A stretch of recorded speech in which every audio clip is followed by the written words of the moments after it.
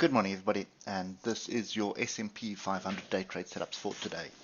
So just a quick look at some of the levels that we've got at the moment. So we are at a very, very strong weekly area of resistance, and you can see there's two tails there. You can see we tried here. A lot happening in this area. If you just come back to the 8 hour, you will see a number of tails here, here, here, there. So you can see it is definitely something that we need to be paying attention to. Now, oscillators have grouped to the upside and sort of could be potentially crossing over.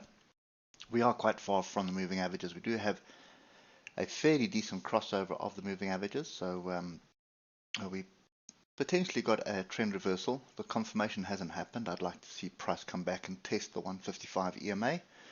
That hasn't happened yet, but we have had some significant breaks of structure, and I just want to put this zone in and then we'll get to it.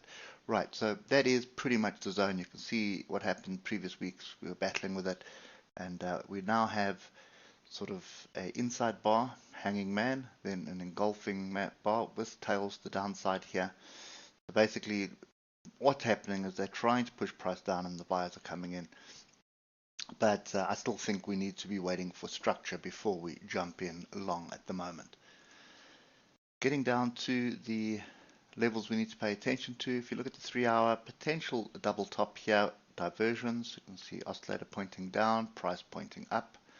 It does look like a bit of a double top or even a megaphone formation in actual fact. So do that.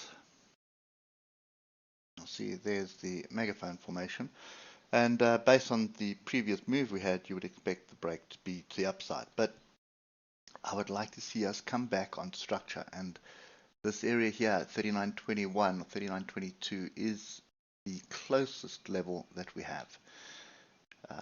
On the hour, we can just add that area in there. Lines up quite nicely with the bottom of the megaphone. I just get it exact. So, which mean basically a bit of a range today. Move down, come test the bottom here, and then for another leg up.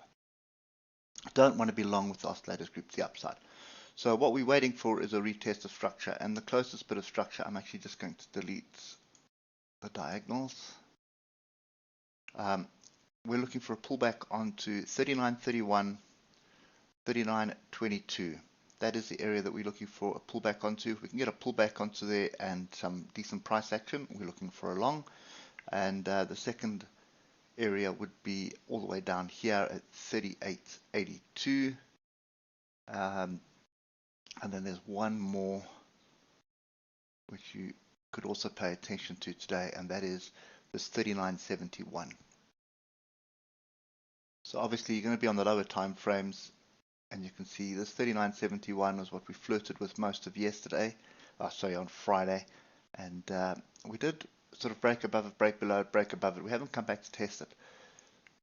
So you can do kind of that. You see there's tails to the upside, there's tails to the upside. You can see there's an area of support, and then we were totally confused going into the market open. So that would be my other area. So that is 39.71, 39.65.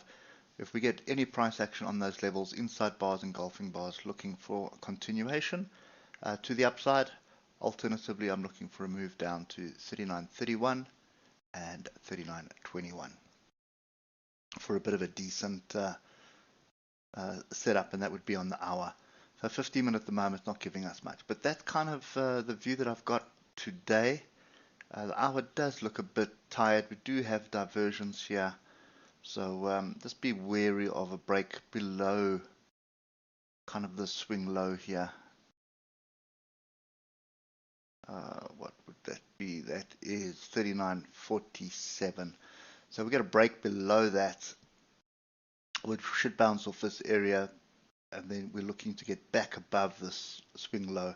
If we don't, then I would put my stop to entry as quick as possible just to anticipate any rejection here for a move down to the next level.